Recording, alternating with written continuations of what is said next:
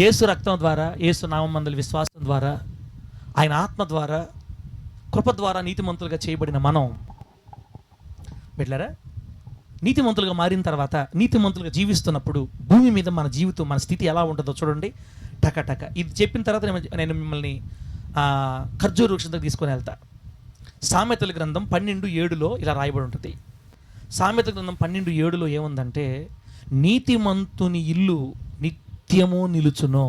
అబ్బా చెప్పండి, నీతిమంతుల ఇల్లు నిత్యము నిలుస్తుంది. ఆంధ్రయ నెల సంవత్సరం నిలుస్తుందా? నిత్యము నిలుస్తుందా? నిత్యము నిలిచి ఉంటుంది నీతిమంతుల ఇల్లు. అంటే ఈ భూమి మీద నీతిమంతులుగా జీవిస్తే, ఈ భూమి మీద మనం దేవుని రక్తం ద్వారా కడగబడి పరిశుద్ధులుగా కొనసాగితే మన ఇల్లులు నిరంతరము నిలిచే ఉండేటట్టు దేవుడు చేస్తాడు. నీతిమంతుని ఇల్లు నిత్యము నిలుస్తుంది. భక్తిహీనుల ఇల్లు నిర్మూలం అయిపోతాయి. అంత కింద దాంట్లోనే భక్తి లేని వాళ్ళ ఇల్లులేమో నిర్మూలం అయిపోతాయి, పాడైపోతాయి. కానీ నీతిమంతుల ఇల్లు సదాకాలం నిలిచుంటాయి. అదొక ఆశీర్వాదం. రెండోది చూడండి, అదే అధ్యాయం 12వ వచనం, సామెతలు 12:12 నీతిమంతుల వేరు చిగుర్చును. అబ్బా, నీతిమంతులు వేరేమవుతుందంట? చిగుర్చును. దేనమ్మా, నీతిమంతులు ఇల్లు నిత్యము నిలసద్ది, నీతిమంతులు వేరు చిగురిస్తుంది. భక్తిహీనులు వేరైతే ఎండిపోద్ది, నీతిమంతులు వేరైతే యాకోబనా నీతిమంతులు వేరు చిగురిస్తుంది. చూసారా నీతి వల్ల ఎంత ఆశీర్వాదం మనకి. తర్వాత మీకు 15 రెఫరెన్స్ చెప్తా. ఇప్పుడు నేను 15 రెఫరెన్స్లు. సామెతలు 11:31 ఏముందంటే, నీతిమంతులు భూమి మీద ప్రతిఫలము పొందుదురు. ఈ భూమి మీదే నీ నీతిని బట్టి దేవుడు నీకు ప్రతిఫలం ఇస్తాడు. దేవునికి స్తోత్రం కలుగును గాక. ఆయన కొరకు నువ్వు సినిమాలు వదిలేసావు కాబట్టి నీకు ఈ భూమి మీదే ప్రతిఫలం. ఆయన కొరకు అక్రమాలు వదిలిపెట్టావు కాబట్టి నీకు ప్రతిఫలం. ఆయన కొరకు గంటల పాటు ప్రార్థనలో కూర్చున్నావు కాబట్టి నీకు ప్రతిఫలం. ఆయన కొరకు సమస్త త్యాగం చేశావు కాబట్టి నీకు ప్రతిఫలం. భూమి మీద నీతిమంతులు ఖచ్చితంగా ఏమొస్తుందని, ఏ ఫలం వస్తుందన్న? ప్రతిఫలం దేవుడు ఇస్తాడు. ప్రతిఫలము అంటే అర్థమేం చెప్పండి? ప్రతిఫలము అంటే చేసిన దానికి జీతం అన్నమాట. ప్రతిఫలం మనం చేసిన దానికి ప్రతిఫలాపేక్ష లేకుండా అంటారు. అంటే నేను ఈ పని చేసినప్పుడు నాకేమి ఇస్తావు అనే ఆశ లేకుండా అని ప్రతిఫలాపేక్ష అంటే. ప్రతిఫలము అంటే మనం చేసిన దానికి వచ్చే బహుమానం. ప్రభు చెప్తున్నాడు, నీతిమంతులు భూమి మీద ప్రతిఫలం పొందుతారు. కాబట్టి నీతి అనేది గొప్పది. అందుకే నీతిని విడిచిపెట్టకుండా మనం బ్రతకాల. దేవునికి స్తోత్రం కలుగును గాక. చెప్పండి గట్టిగా హల్లెలూయా. నీతిమంతులు భూమి మీద ప్రతిఫలం పొందుతారు. తర్వాత 15వ అధ్యాయం సామెత గ్రంథం 15వ అధ్యాయం 29వ వచనంలో 15:29 ఏముంది అక్కడ? నీతిమంతుల ప్రార్థన అంగీకరింపబడును. దీవునక్క అక్క మా అక్క ఏం పేరక్క? రిప్కక్క. రైట్. నీతిమంతుల ప్రార్థన అంగీకరింపబడును అన్న. ఇది ఇప్పుడు నేను చెప్పేయన్ని శాపాలా మేలులా అన్న? ఏందన్న బాంధవన్న? శాపాలు ఇయ్యా. నీతిమంతుల ప్రార్థన పోలన్న అంగీకరించబడద్ది. దేవుడు మన నీతిమంతుల ప్రార్థన దేవుడు అంగీకరిస్తాడు. అనీతిమంతులైతే, భక్తిహీనులైతే వాళ్ళ ప్రార్థన దేవుడు విండు. అవినీతిమంతుల ప్రార్థన దేవుడు చెవులకు బాదు. భక్తిహీనుల ప్రార్థన ఆయన విండు. అసలు చెవులు మూసుకుంటాడని చెప్తుంది బైబిల్. అదే నీతిమంతులుగా నీవు నేను నిలబడగలిగితే దేవుని కోసం, నీతి కొరకు నేను అడుగు కట్టుకుంటే, నువ్వు ప్రార్థన చేసిన సెకండ్లోనే నీ ప్రార్థన పరలోకం జరిపే యేసు నామములో. కొంతమంది పెద్ద పాస్టర్లు చెప్తుంటే నేను కూడా నిజం అనుకున్నా. నా మాట ఏనండక్క, కొన్ని తప్పులు ఒప్పుకోవాలి మీ ముందు. నేను కూడా చాలాసార్లు చెప్పా మీకు అంటే మన బిడ్డలకి ఉదయాన్నే మనం ప్రార్థన చేసేటప్పుడు బకెట్లు పట్టుకొని వస్తారు దేవదూతలు, సంచులు పట్టుకొని వస్తారు. మన ప్రార్థన అంతా బొట్టలు వేసుకొని తీసుకోబోతారు. కాబట్టి 3 గంటలకల్లా మీరు రెడీగా ఉండండి, దూతలు వచ్చే లోపల లేచి ఉండండి, ఏకాజామున ఖాళీగా పోతారు దేవదూతలు అని చెప్పేవాళ్ళం కదా. ఒక దైవజనుడు అంటాడు, ఈ పుట్ట పిల్లకాయలని సేవలోకి ఎవరు తీసుకొని వచ్చారు అన్నాడు. నాకు భలే బాధేసింది అన్నమాటకి. తెలివి తక్కువగా నంగి మాటలు మాట్లాడతారు చిన్న పిల్లలు. అప్పుడెప్పుడే మాటలు నేర్చుకుని అని ఉంటారే. ఇట్లాంటి వాళ్ళు మాట్లాడే మాటలంట. దేవదూతలు బుట్టలు తీసుకొని వస్తారు, సంచులు తీసుకొని వస్తారు. తండ్రి అంటే ఫోన్ కంటే ఫాస్ట్ అక్కడ వినపడ దేశాయికి. ఆమె చెప్పండి గట్టిగా. మన దేవుడికి చెవులు ఉన్నాయా లేవా? చెవిటి మిషన్ పెట్టుకోవాలా మన దేవుడు ఏమన్నా? ఓ అంటే అంటే ఇప్పుడు గంటకి బలగుతుంటారే చెవిటి మిషన్ పెట్టుకున్న వాళ్ళు. మన ఏసైకి చెవిటి మిషన్ అవసరమా? ఆయన చెవిటి మిషన్ ఎందుకు ఉంటుందండి? ప్రార్థన ఆలకించువాడు. పేరు ఆయనకి. ఆమేనండి. ఏం పేరు ఆయనకి? ప్రార్థన ఆలకించువాడు. నువ్వు ఇక్కడ నీతియుక్తమైన జీవితం, నీతివంతమైన జీవితం నువ్వు జీవించి,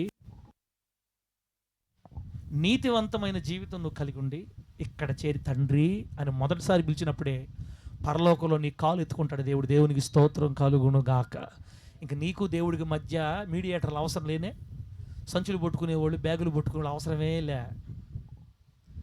అది మనకు కొంచెం అవగాహన లేక నేను కూడా కొన్నిసార్లు చెప్పే ఆ మాట, బుట్టలు ఎత్తుకొని వస్తారు, జాగ్రత్త రెడీగా ఉండండి, బుట్టలు వేయండి, మీ ప్రార్థన వేసుకోపోవాలా అని. బుట్టలు లేవు, ఏమి లేవు, వేసున్నాం ఈ రోజు నుంచి. ఇక్కడ ఆమె అంటే, ఇక్కడ ఏసయ్యా అంటే అక్కడ చెప్పుకుమారుడా అంటాడు, అంతే, చెప్పుకుమార్తె అంటాడు. మన దేవుడు నీతిమంతుల ప్రార్థన అంగీకరించువాడు. దేవదూత సమాధానం తీసుకొని వచ్చింది దానియేలు గారికి, ప్రత్యుత్తరం తీసుకొని వచ్చింది. 21 రోజుల నుంచి ఉపవాస ప్రార్థన చేస్తున్న దానియేలు గారు తన దేశం కొరకు, తన ప్రజల కొరకు కన్నీళ్లు విడుస్తుంటే, ఏం జరగబోతుందో తెలుసుకోవడానికి అడుగుతూ ఉంటే, ఇంక వీడి లేచేవాడు కాదని తనకి సమాధానం చెప్పి తనను బలపరచడానికి దేవుడు దేవదూతని ప్రత్యుత్తరం సమాధానాన్ని పంపించాడు అనమాట. ప్రార్థన ఎత్తుకోపోవడానికి కాదు దేవదూతలు వచ్చేది, సమాధానాన్ని తీసుకొని వస్తారు ఒక్కొక్కసారి. ఆమె చెప్పండి గట్టిగా. ప్రార్థన డైరెక్ట్ వెళ్ళిపోతుంది అక్కడికి, సమాధానం పంపిస్తాడు ఒక్కొక్కసారి దేవుడు దూతల చేత. రైట్, అర్థమైపోయింది మీకు. ఇంక ముందుకు వెళదాం. నీతిమంతుల ప్రార్థన దేవుడు అంగీకరిస్తాడు. జాగ్రత్తగా కనుక మనం నీతిమంతులుగా భూమి మీద బతకాలి. ఆ తర్వాత 21:26 అన్న సామెతలు 21:26, సామెతలు 21:26, నీతిమంతులు వెనుతీయక, చెప్పండి ఆ మాట చదవండి. నీతిమంతులు వెనుతీయక ఇచ్చుచుందురు. నీతిమంతులు వెనుతీయక ఇచ్చుచుందురు అంటే ఎవరైనా అడగనే లేదు అనకుండా ఇస్తుంటారంట. ఎవరు ఎక్కబన్నా ఇచ్చేదట. నీతిమంతులు అడిగిన వాళ్ళందరికీ ఇస్తున్నారంటే వీళ్ళు డబ్బు ఉన్నోళ్ళా, డబ్బు లేని వాళ్ళా? చెప్పాలి మీరు. అడిగిన వాళ్ళందరూ కాదనకుండా వెనుతీయక ఇస్తా ఉండారంటే దేవుడు వీరు నిధులు నింపాడని అర్థం. నీతిమంతులు భూమి మీద బలాభివృద్ధి నుండి, గొప్పవారుగా అభివృద్ధి నుండి, ఆర్థికంగా అన్ని విషయాల్లో దేవుడు వారిని బలపరుస్తాడు. ఆమె చెప్పండి గట్టిగా. ఇందాక మనం విన్నాం కదా, నీతిమంతులు భూమి మీద ప్రతిఫలం పొందుతారు. ఆ ప్రతిఫలమే ఆర్థికపరమైన దీవెన కూడా, ఆ ప్రతిఫలమే సామాజిక పరమైన దీవెన కూడా, కుటుంబపరమైన దీవెన కూడా. అడిగినోడు పాపాత్ముడు అన్నట్టుగా అవసరతలో ఉన్న వాళ్ళకి, కన్నీళ్ళలో ఉన్న వారికి ఎప్పుడు ఇస్తా ఉంటాడంట నీతిమంతుడు. అన్న ఇది శాపం కదా? ఇది శాపమా? శాపం కాదు, ఇది బహుబలమైన గొప్ప దీవెన. అనేక మంది నీ చేతి ద్వారా పోషించబడుతుంటారు. అడిగిన వాళ్ళకి లేదా అక్కరలో ఉన్న వాళ్ళకి వెనుతీయక, లేదు అనకుండా నీతిమంతులు ఇస్తూ ఉంటారు. ఎంత గొప్ప దీవెనలమ్మా నీతిమంతులకి. ఎన్ని గొప్ప దీవెనలక్క నీతిమంతులకి చెల్లి తమ్ముడా. నీతిమంతులు వెనుతీయక ఇస్తూ ఉంటారు. 15:6 సామెతలు 15:6. ఇప్పుడు చూడండి, ఇప్పుడు వచ్చిన పాయింట్. సామెతలు 15:6లో ఏముందంటే, నీతిమంతుల ఇల్లు గొప్ప ధననిధి. కరెక్ట్గా చెప్పాడు దేవుడు. నీతిమంతుల ఇల్లు గొప్ప ధననిధి. భూ సంబంధమైన డబ్బు మాత్రమే కాదు, ఆత్మ సంబంధమైన ధనం కూడా మెండుగా ఉంటుంది ఆ ఇంట్లో. నీతిమంతులలో పరిశుద్ధత అనే డబ్బు ఉంటుంది, నీతిమంతుల యథార్థ అనే డబ్బు ఉంటుంది, నీతిమంతులలో ప్రార్థన డబ్బు ఉంటుంది, నీతిమంతులలో భక్తి అనే డబ్బు ఉంటుంది. దానితో పాటు భూ సంబంధమైన ధనం కూడా దేవుడు సమృద్ధిగా వాళ్ళకి ఇస్తాడంట. నీతిమంతుని ఇల్లు గొప్ప ధననిధి. కనుకే అడిగిన వాళ్ళకి, అక్కరలో ఉన్న వాళ్ళకి వెనుతీయక ఇస్తూ ఉంటారు. దేవునికి స్తోత్రం కలుగును గాక. ఈ ఆశీర్వాదాలు మనకు కావాలా వద్దా? కొంతమంది ఎడ చెప్తున్నారంటే, చూస్తున్నారంటే, నువ్వే తీసుకో, ఒరే నాయన నువ్వే తీసుకో, నాయన మాకు వద్దుగానే నాయన ఆ దీవెనల తండ్రి. అవి వచ్చేది ఎప్పుడు, మేము చచ్చేది ఎప్పుడు? మేము అవి వచ్చేది చచ్చిపెట్టున్నాం మేము ఏమైనా. మా ఇల్లు గొప్పదాన నిధులు అయ్యి మా ఎనుగు తీయక ఇచ్చేది ఇంకా మేము జరిగేదే నాయన తండ్రి. నువ్వు దేవుడు చూసుకోండి నన్ను చూస్తున్నారు. నమ్ముట నీ వలనైతే నమ్మువానికి సమస్తం. బిడ్డలారా, ముందుకెళ్ళే ముందు ఒక మాట చెప్తా, గుర్తు చేస్తా మీకు. ఇది ఎప్పుడైనా మనసులో పెట్టుకోండి అక్కలారా. బైబిల్లో ప్రభు ఏం చెప్పాడంటే, నమ్ముట నీ వలననైతే, నమ్ముట నీ వలన అయితే నమ్మిన వానికి సమస్తము. ఇప్పుడు ఇదే మాట మన గుర్తుపెట్టుకోవాలంటే, నువ్వు ఏది నమ్మతావో అది జరిగిపోద్ది అని గుర్తుపెట్టుకో. అది మంచి అయినా చెడ్డైనా. ఇంకా ఈ జబ్బు నాకు తగ్గేది లేదని నిజంగా నమ్మేసావనుకో, కోట్ల రూపాయలు ఖర్చు పెట్టినా కూడా ఇంకా జబ్బు మనలోంచి బయటకు పోతుంది. ఈ అప్పులు తీరతాయని ఎవడైనా అంటే వాడిని తరిమి కొడతారు అన్నది అనుకో, ఇంకా నేను ఈ అప్పుల్లోంచి బయటపడే సమస్యే లేదని నిండుగా నువ్వు నమ్మేసావంటే ఇంకా అప్పుల్లో నుంచి నిన్ను బయటికి లాగే నాదుడే లేడు. యేసయ్య కూడా నా వల్ల కాదు, సారీ అని చెప్పేసాడు అంతే. ఎందుకంటే యేసయ్య మనకు కార్యాలు చేయాలంటే మనకి యేసయ్యకి మధ్య సంబంధం ఏంటో తెలుసా? విశ్వాసం.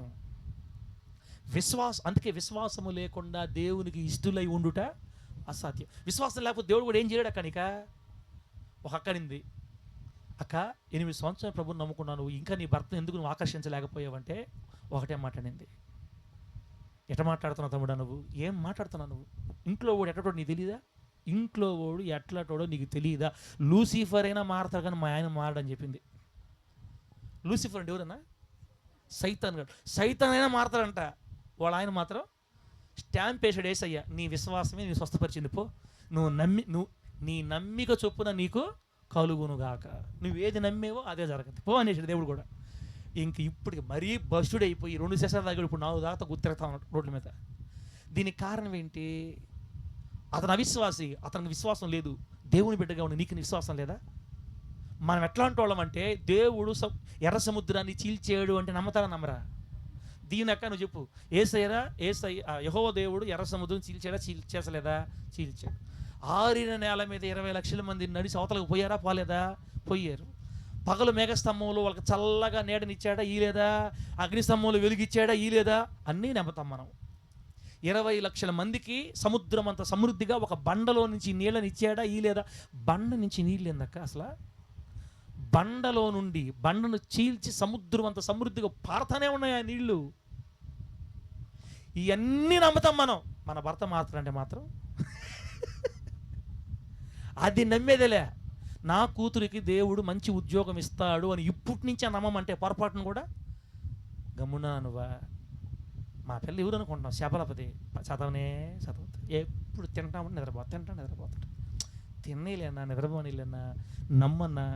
మన బిడ్డలను బట్టి కాదు మనకు నమ్మకం, మన దేవుణ్ణి బట్టి మనకు నమ్మకం. నా దేవుడు నా బిడ్డని సాఫ్ట్వేర్ ఇంజనీర్గా చేస్తాడు, నా దేవుడు నా బిడ్డని డాక్టర్ చేస్తాడు, నా దేవుడు నా బిడ్డని నువ్వేది కోరుకున్నావో, నీకు ఏది ఇష్టమో, లేకపోతే నువ్వు నీ బిడ్డ స్థాయిని బట్టి నువ్వేది ఆశిస్తున్నావో, నా దేవుడు నా బిడ్డని రైల్వేలో జాబ్ ఇస్తాడు, టీచర్గా చేస్తాడు, డాక్టర్గా చేస్తాడు, నర్సుగా చేస్తాడు, లేకపోతే నర్సింగ్లోనే పెడతాడు, లేకపోతే ఏఎన్ఎం చేస్తాడు. నీకు ఏదో నీ స్థాయి, నీ శక్తి, నీ సామర్థ్యం ఏదో ఇప్పటి నుండే మన బిడ్డల విషయమై మనం ఒక నమ్మకం కలిగి ఉండాలా. నమ్మకం లేకుండా శృతి హల్లెలూయా అనుకుంటా ఉండేమనుకో హల్లెలూయా పనిచేయదు, స్తోత్రం పనిచేయదు. నీ నమ్మిక చొప్పునే నీకు కలుగునుగాక అంటాడు యేసయ్య. నువ్వు నమ్ముతున్నావు, నువ్వు మంచిది నమ్మటంలే, నువ్వు చెడే నమ్ముతున్నావు, పో. అందుకనే క్రైస్తవులకి దేవుడిచ్చిన గొప్ప వరం ఏంటంటే విశ్వాసం. మన దగ్గర డబ్బు అవసరం లేదక్క, దేవుడు చేస్తాడు అని నమ్మితే మాత్రం ఖచ్చితంగా చేసి తీరుతాడు నీ పట్ల దేవుడు. నీ టైంలో కాదు, ఆయన టైంలో చేసి తీరుతాడు. జరుగుతుంది ఖచ్చితంగా. కాస్త టైం ముందు వెనకుండొచ్చు, కానీ నీ కోరికలు, నీ ఆశలు, నమ్మిన వాటి అన్నిటి పట్ల దేవుడు నిశ్చయంగా నెరవేరుస్తాడు. ఎందుకంటే నీతిమంతులు భూ సంబంధమైన కోరుకోరు, ఆత్మ సంబంధమైనవి కోరుకుంటారు. ప్రభు నామానికి మహిమ కలుగును గాక. గట్టిగా చెప్పండి హల్లెలూయా, గట్టిగా చెప్పండి హల్లెలూయా. నీతిమంతులు ఇల్లు గొప్ప, నీతిమంతుని ఇల్లు గొప్ప ధననీతి. ఇప్పుడు చూడండి పిల్లల గురించి వస్తుంది. 20వ అధ్యాయం వచ్చిన మన సామెతలు 27, సామెతల గ్రంథం 20వ అధ్యాయం 7వ వచనంలో ఏముందంటే, నీతిమంతుల పిల్లలు వాని తదనంతరము ధన్యులగుదురు. అబ్బా అబ్బా అబ్బా యాకోబన్నా, మన తర్వాత మన పిల్లలు ఏమవుతారంట? నీతిమంతుల పిల్లలు వాని తదనంతరం ధన్యులు అవుతారు మన పిల్లలు. ఇన్ని ఆశీర్వాదాలు బైబిల్లో మన కోసం దేవుడు రాయించి పెట్టుంటే నల్ల మొఖాలు ఒకటి వేసుకొని ఏడస్తా ఉంటారు కొంతమంది. కొడుకటి పోయాడు, కూతురిటి పోయింది, ఎవరు మాట్లాడంటే అయ్యా అయ్యా డూండా తుస్. నమ్మక దేవుడు చేస్తాడు నీకు నీ బిడ్డల విషయంలో. మన పిల్లలు మన తర్వాత ధన్యులు అవుతారు. దావీదు గారు ఒక మాట చెప్పాడు తిమోతన్న, ఏం మాట చెప్పాడన్నా? ఒకప్పుడు చిన్నవాడన ఇంటిని, ఇప్పుడు నేను ముసలివాడనై ఉన్నాను. నా యాత్రలో నేను గమనించింది ఏంటంటే, నీతిమంతులు విడవబట్టడం కానీ వాని పిల్లలు వాని తదనంతరం భిక్షమెత్తడం నేను ఇంతవరకు చూడలేదు. బా, నీతిమంతుల పిల్లలు భిక్షమెత్తడం ఎవరు చూడలేదంటే ఇప్పటి వరకు. అక్క, నీ బిడ్డల కోసం లక్షలు సమకూర్చబల్లే, నువ్వు నీతి అనే ఆస్తిని కూర్చు. నువ్వు భక్తి కలిగి బ్రతుకు, నువ్వు పరిశుద్ధంగా బ్రతుకు, దేవుని కోసం బ్రతుకు, నడుం కట్టుకొని బ్రతుకు. నీ పిల్లల్ని దేవుడు జ్ఞాపకం చేసుకుంటాడు యేసునామంలో. ఆయనే నీ బిడ్డలకు ఆస్తి, ఆయనే నీ బిడ్డలకు అంత, దేవుడే నీ బిడ్డలకి నా బిడ్డలకి అంత. అందుకే నాకు ఇప్పుడు ఏం భయం లేదు. కొంతమంది అని అంటారు, సార్ మిమ్మల్ని మించిపోయారు సార్, పాస్టర్ గారు మిమ్మల్ని మించిపోయారు, ఇంకా డబ్బులు చూసుకున్నావా, ఎంత పెట్టావు లోపల, వెనక ఎంత వేసావు? మీరు నా డబ్బులు చూడాలంటే ఇప్పుడే చూపిస్తాను, 48 రూపాయలు. నమ్మరు కొంతమంది, వాళ్ళు ఆశ్చర్యంగా మెంటల్ మాట్లాడుతారు. ఇస్రాయల్ పాస్ట్ 48 రూపాయలు, మరి దారుణంగా 48 రూపాయలు ఏంది, ఎట్ట కనపడుతున్నాం మనకండి సార్ కంటికి? మరి ఘోరంగా ఎంత కూడా నమ్మిస్తారా అని ఎవరైనా మీలో అనుకుంటే అయిపోయిన తర్వాత నన్ను అడగండి, నేను చూపిస్తా. ఇప్పటికీ స్టిల్ 48 ఎక్కువ చెప్పా, ఇంకా తక్కువే ఉండొచ్చు. 48 ఎక్కువ చెప్పా, ఇంకా తక్కువే ఉండొచ్చు. 30 20 30 రూపాయలే. ఏం సార్ ఎందువల్ల అంటే అంతే, వచ్చేది తినటానికి ఇక్కడ సరిపోద్ది. మళ్ళీ ఆదివారం ఎప్పుడు వస్తుందా, దేవుడు మళ్ళీ ఏమి ఇస్తాడా, ఎదురు చూపులు అనమాట. కాకులు పిట్టలు చూసినట్టుగా దేవుని కొరకు మళ్ళీ ఆదివారం ఎప్పుడు వస్తుందా, మళ్ళీ దేవుడు ఎప్పుడు ఇస్తాడా, ఇచ్చిన దాన్ని తినటం, అంత దేవుని పని చేసుకోవటం సాగిపోతా ఉంది బండి. పెళ్ళిళ్ళు ఎడ చేస్తావు సార్ నువ్వా? నాకు సంబంధం లే, ఎవరు చేస్తారు చెప్పండి? అప్పుడు కొంతమంది ఏమంటారంటే, దేవుడిని పెట్టుకొని గాల్లో దేహం పెట్టి దేవుడా అంటే ఎట్టొస్తుంది? గాల్లో దేహం పెట్టేది దేవుడా, ఏం చేయవా మాక అని అడిగితే ఎట్ట పాస్టర్ గారు? ఒకరు చెప్పేప్పుడు ఎట్టుండాలి నువ్వు? గాల్లో దేహం పెట్టేది ఏంది? ఇప్పుడు గాల్లో దేహం పెట్టకుండా ఇప్పుడు నేనేం చేయాలా? బ్యాంకు దొంగతనం చేయాలి, అంతే కదా? గాల్లో దేహం పెట్టకుండా ఇప్పుడు నేను అని చేయాలంటే ఒక పెద్ద బ్యాంక్ దొంగతనం చేసి ఆ తిమ్మోతన్నా నేను అందరం పోయేసి అవసరమైతే మన చందన్ రాళ్లే అట్టటి చేయడు, చందన్ అట్టటి చేయడు. తిమ్మోతన్నా నేను బాంధవ్యాన్ని కొంతమంది కలుపుకొని రాత్రిపూట అందరూ కళ్ళకు కట్టుకొని గంటలు కట్టుకొని కన్నాలు వేసిపోయి డబ్బులు తెస్తే ఇప్పుడు మా పిల్లలు పెళ్ళిళ్ళు జరుగుతాయి. చూస్తాం ఒకరోజు దేవుని ఆశీర్వాదాలు. నీకు ఏది అవసరమో అప్పటికి సమకూరుస్తాడు ఆయన, అంతే. ఎలాగైనా నీకోసం సమకూరుస్తాడు ఆయన. విశ్వాసం చాలక్క. మీకు ఒక మాట చెప్పమంటారా? 2 కూతుర్లకి దేవుడు ఉద్యోగాన్ని ఇచ్చాడంటే 2 సంవత్సరాల కల్లా మన స్థితిగతులు చూడలేనంత మారిపోతాయి. ఆమేనని గట్టిగా చెప్పండి హల్లెలూయా. నెలకి 1 లక్ష రూపాయలు వాళ్ళకి శాలరీ, 2 లక్షలు ఒకరికి వచ్చి, లేకపోతే రెండు ఆఫీసుల్లో చేసుకుంటే 2 కంపెనీలు చేసుకుంటే 1 లక్ష 2 లక్షలు వస్తుంది ఒకరికి. ఇద్దరికి వచ్చి 4 లక్షలు వస్తుంది. ఈ విధంగా 2 సంవత్సరాలు వాళ్ళ పెళ్ళిళ్ళు ఆపానంటే ఇంకా ఏ బ్యాంక్ దొంగతనం చేయలే మనం బిడ్డలారా. అంత మహిమకరంగా జరుగుతాయి. ఆయన ఏదైనా చేయొచ్చు, ఆయన అదే చేస్తాడు. అట్లే జరుగుతుంది. పెద్ద పెద్ద టెంట్లు వేస్తాం, పెద్ద పెద్ద కళ్యాణ మండపాల్లో కూడా చేస్తాం. ఏం లేవు, మళ్ళీ ఆశ కూడా ఏం లేవు. దేవుడు చూసుకుంటాడు. ఆమేనండి. నాన్న చేతులు అగ్గిపుల్ల ఉంది, కట్లు ఉన్నాయి, దహన బలికి గొర్రెపిల్ల ఎక్కడ నాన్న అని ఇస్సాకు అబ్రహాంని అడిగితే అబ్రహాం గారు ఏమంటారు చెప్పండి? యెహోవా ఈరే, యెహోవా ఈరే, యెహోవాయే చూసుకుంటాడు లేరా. అంతే. నేను కూడా ఇప్పుడు ఎడ చేస్తా సార్ పిల్లల పెళ్ళికి? యెహోవా ఈరేలేమ్మా, దేవుడే చూసుకుంటాడు, నాకు సంబంధం లే. అన్నిటికీ రెడీ. రిజిస్ట్రేషన్ పెళ్ళి, ఆ పక్క ఇద్దరు ఈ పక్క ఇద్దరు సంతకాలు, అది దానికైనా రెడీయే. ప్రభు ఏది చేస్తే అది రెడీ, దిగులు లేదు, బాధ లేదు. కానీ దేవుడు చేస్తాడని మాత్రం నమ్మకం ఉంది. ఆమేననండి గట్టిగా. నీతిమంతుని పిల్లలు తన తదనంతరం ధన్యులు అవుతారు. నీతిమంతుల పిల్లలు దేవుడు ఎప్పుడు వదిలిపెట్టడు బిడ్డలారా. కాబట్టి మనకు నమ్మకం ఉండాలక్క. నమ్మకం లేకపోతే ఏది పొందుకోలేవు. ప్రభు దగ్గర నుంచి నువ్వు ఏది పొందుకోలేవు. అసలు ఇప్పుడు నెల్లూరులో ఒక స్థలం కొనాలంటే దేవుని మందిరానికి ఎక్కడ పట్టుకున్న అంకణం 1 లక్ష, అంకణం 1.5 లక్ష. ఇప్పుడు మన మందిరం ఉండే ఏరియాలో 80,000 90,000 అంటే అంకణం. ఆ లెక్కన ఒక 10 అంకణాలు తీసుకోవాలన్నా 10 లక్షలు అవుతుంది, ఇంచుమించుగా 8-10 లక్షలు అవుతుంది. 8 లక్షలు పెట్టి కొనేదేనా? ఎందుకురా నీకు సైతాన్ అటు ఆలోచనలు, మందిరాలు వేయాలి పక్కన పడే అని అన్నాం అనుకో, దేవుడు కార్యం చేయలేడు. మన నోరు అట్లా మాట్లాడకూడదు ఎప్పుడు. దేవా 8 లక్షలు నాకు అసాధ్యం, నీకు మాత్రం అసాధ్యం కానే కాదు. ఎందుకంటే మన కళ్ళ ముందు ఆల్రెడీ కొన్ని నిర్ధారణలు ఉన్నాయి. ముత్తుకూరు మందిరానికి 9-10 లక్షలు అయింది. 1 రూపాయి లేదు నాది కానీ బిడ్డలు కానీ, అంతా ఆయనే కట్టించుకున్నాడు. దేవునికి స్తోత్రం కలుగును గాక. ఆ మందిరమే కాదు, ఈ మందిరాన్ని కూడా అలాగే కడతాడు దేవుడు. ఆమె అని చెప్పు. ఇక్కడ మందిరం కూడా దేవుడు కడతాడు అట్లాగే. అన్ని మందిరాలు ఆయనే కడతాడు, అన్ని స్థలాలు ఆయనే తీసిస్తాడు. మన ఆధారం అంతా ఆయనే అని నమ్మాలి. దీవెనక్క మనమా ఏందో ఇస్రాయల్ సార్ చర్చి కడతాను, డబ్బులు ఆనించి తెస్తాడు చూద్దాం అంటూ ఏ నా దగ్గర ఏమంటే 38 రూపాయలు నేనేం కట్టింటే 28 రూపాయలు పెట్టుకొని ఏం కట్టలేము. ప్రభు చేస్తాడు, ఆయన ఖచ్చితంగా చేస్తాడు. దేవునికి స్తోత్రం కలుగును గాక. ఇప్పుడు కొంచెం కలకల్లాడుతున్నాయి మొక్కలు. రండి అమ్మ, రండి రండి, ముందుకు పోతాం. 4వ అధ్యాయం 18వ వచనం, సామెతలు 4వ అధ్యాయం 18వ వచనం. అంటే నేను ఇప్పుడు మీకు ఏం చెప్తాను అంటే, నీతిమంతుల ఆశీర్వాదం ఎలా ఉంటుంది ఈ భూమి మీద, నీతిమంతుల స్థితి ఎలా ఉంటుందో మీకు గుర్తు చేస్తున్నా. సామెతలు 4:18లో ఏముందంటే, నీతిమంతుల మార్గం తేజరిల్లును. అబ్బా, నీతిమంతుల మార్గం ఏమవుతుంది అంటున్నా, తేజరిల్లడం అంటే అర్థమైంది బాంధవ్యన్నా, ప్రకాశిస్తుంది. ఒక 1000 వాట్స్ ల్యాంప్ పెడితే ఎంత కాంతి వస్తుందో, ప్రకాశంగా నీతిమంతులు వెళ్ళే మార్గం అంతా తేజరిల్లుతుంది అనమాట. అబ్బా, ఈ భూలోకంలో డబ్బు లేకపోయినా ఏమి లేకపోయినా నీతి కలిగి ఉండాలన్నా మనమా? ఆమె చెప్పండి గట్టిగా. ఆ నీతిని కాపాడుకోవాలి మనం దేవుని కొరకు. మన మార్గాలు తేజరిల్లుతాయి నీతి ఉంటే.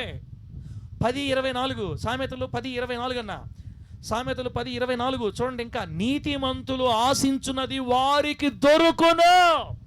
ఆమేన్. అబ్బా, ఈ మాట కదా ఆనందం వేసేదే. నీతిమంతులు ఆశించున్నది వారికి ఏందట అయిపోయారు, నీతిమంతులు ఆశించున్నది వారికి దొరుకును. దేవుడు మనకి నెల్లూరులో ఖచ్చితంగా మందిరం కావాలా ప్రభువా అని ఆడొస్తున్నాం మనం. ఇప్పుడు ఇస్తాడా? ఈడ నీతిమంతులు ఆశించేది ఇస్తానన్నాడా? సైతానుల పోండ్రా మీకు ఈండ్రా నేను అన్నాడా? ఇస్తాడు. నీతిమంతులు ఇగిపోతే ఎవరికి ఇస్తాడు ఆయన? మన కోసం అడగట్లేదు కదా, మన కోసం కోరుకోవట్లేదు. నేను దేవుని అడిగేది అదే, ప్రభు నాకు ఇల్లు లేకపోయినా పర్వాలే, నీ దగ్గర చిన్న స్థలం రూమ్ వేసుకొని రూమ్లో పడిపోయాట జీవితాంతం. నీ మందిరం, నీకు స్థలం కావాలి తండ్రి, నీ మందిరం కట్టబడాలి తండ్రి. నువ్వు కూడా బిడ్డ, నువ్వు నీతిమంతురాలివి, నీకు కావాల్సిన ప్రభువుని అడుగుతున్నావు, నీ అక్కర్లన్నీ ప్రభువు తెలుసు, నన్ను అడుగు అని చెప్పాడు యేసయ్య. ఆమేనండి. నన్ను అడుగుమో, జనములను నీకు సొత్తుగాను, భూమిని దిగంతముల వరకు నీకు స్వాస్థ్యంగా ఇస్తానని చెప్పాడు దేవుడు మనకి. అడగకే ఇబ్బంది పడుతున్నాం. అడగండి. అడిగినప్పుడు ఒకానొక సమయంలో నువ్వు ఆశించింది ఖచ్చితంగా దేవుడు నీకు దొరికేటట్టు చేస్తాడు. నీతిమంతులు ఆశించున్నది వారికి దొరుకును. పౌలన్నా దొరకదా? చెప్పు పౌలన్నా, నీరసమణ పౌలన్నా నువ్వా? నీతిమంతులు ఆశించింది ఖచ్చితంగా దొరకదు వాళ్ళకి కాదు, మనకి. నీతిమంతులు మనమే కదా. ఇప్పుడు చెప్పండి, నీతి అంటే క్రియల మూలమైన నీతే, దేవుడిచ్చిన నీతే? దేవుడిచ్చిన నీతి. ఆ దేవుడు అనుగ్రహించిన నీతిని కాపాడుకోవాలి మనం. ఈ నీతే మనం ఆశించింది మనం దొరికేటట్టు చేస్తుంది. రైట్. తర్వాత ఇంకా ఉన్నాయి, ఒక 5-6 దాకా ఉన్నాయి. 12:26 చూడండి. 12:26 సామెతలు 12:26. సామెతలు 12:26లో ఏముందంటే, నీతిమంతుడు తన పొరుగు వారికి దారి చూపించును. అబ్బా, నీతిమంతుడు తన పొరుగు వారికి దారి చూపిస్తాడు. అంటే మన పొరుగు వారు ఎవరైనా మందిరం రాకుండానో దేవునికి దూరంగా జరిగిపోతుందనుకో, దేవునికి దూరం అయిపోతుందనుకో, మనం నీతిమంతులం అయితే ఏం చేస్తాం? అమ్మా, నువ్వు వెళ్ళే దారి కరెక్ట్ దారి కాదు, నువ్వు వెళ్ళే దారి ఇబ్బంది పడతావు, అది మనకు దారిగా కనపడుతుందమ్మా. అలా కాదు తమ్ముడు, అయ్యా మనం వెళ్ళాల్సిన దారి ఇది, మనం ఎట్లా వెళ్ళాలి, ఎలా ఉండాలని జారిపోతున్న వాళ్ళ దగ్గరికి వెళ్ళి, మార్గం తప్పిపోయిన వాళ్ళ దగ్గరికి వెళ్ళి మార్గము చూపించి, దారి చూపించి మరలా దారిలోకి తీసుకొస్తారు నీతిమంతులు. దేవునికి స్తోత్రం కలుగును గాక. ముత్తుకూరులో ఒక బిడ్డ ఆ మధ్య ఒకసారి ఒక మాట అండి నాతోటి, అన్న దేవుడు దయ వల్ల నేను ఎవరి గురించి అయితే ప్రార్థన చేసిన వాళ్ళు మందిరం రాకుండా ఆగిపోయారు, దేవుడికి స్తోత్రం అనింది. నాకు 170 బీపీ లేచింది లోపల. ఒక ఆత్మ ఆగిపోతే దేవుడు స్తోత్రమా? అబ్బా ప్రభువా, నా నోట్లో నుంచి అగ్ని వచ్చే కృపగా నా అగ్ని ఉంటే హా అని కాల్చేసిన మనిషిని అంతే. బాగా క్లోజ్గా మాట్లాడద్దు అనమాట నాతోటి. అన్న నేను ప్రార్థన చేశాను ఒక మనిషి గురించి, ఆ మనిషి ఇట్టండి నన్ను ప్రభువా జ్ఞాపకం చేసుకో, రాకుండా ఆపే అని ప్రార్థన చేసే దేవుడు నా ప్రార్థన నా మనిషి చర్చికి రాకుండా ఆపేసాడు. దేవుడికి స్తోత్రం. ఇప్పుడు నీతిమంతులు అవినీతిమంతులు ఇలా. నీతిమంతుడు తన పొరుగు వారికి దారి చూపిస్తాడు. పడిపోతున్న వాళ్ళకి దారి చూపించి లైన్లో పెట్టాలి, మనుషుల్ని సరి చేసుకోవాలక్క, అందరూ సరి చేసుకో. ఒకళ్ళు ఇప్పుడు మనం మాట్లాడుకునే వాటిల్లో ఏదైనా మనకి లోటుపాట్లు ఉంటే, విశ్వాసంలో మనం తప్పిపోయి ఉంటే విశ్వాసం సరి చేసుకోవాలి, నమ్మడంలో తప్పిపోయి ఉంటే మనం నమ్మడం ప్రారంభించాలి. ఎట్లారా పొరుగు వారికి దారి చూపించడంలో మనం వెనకబడిపోయి ఉంటే పొరుగు వారికి దారి చూపించాలి, వాళ్ళ దారిలోకి తీసుకురావాలి. ప్రభువు నామానికి మహిమ కలుగును గాక. 10:21 సామెతలు 10:21 సామెతలు 10:21 ఏముందంటే, నీతిమంతుడు అనేకులకు ఉపదేశించును. అబ్బా చందన్న, నీతిమంతుడు అనేకులకి ఉపదేశం చేస్తాడు అంటే నేర్పిస్తాడు, బోధిస్తాడు.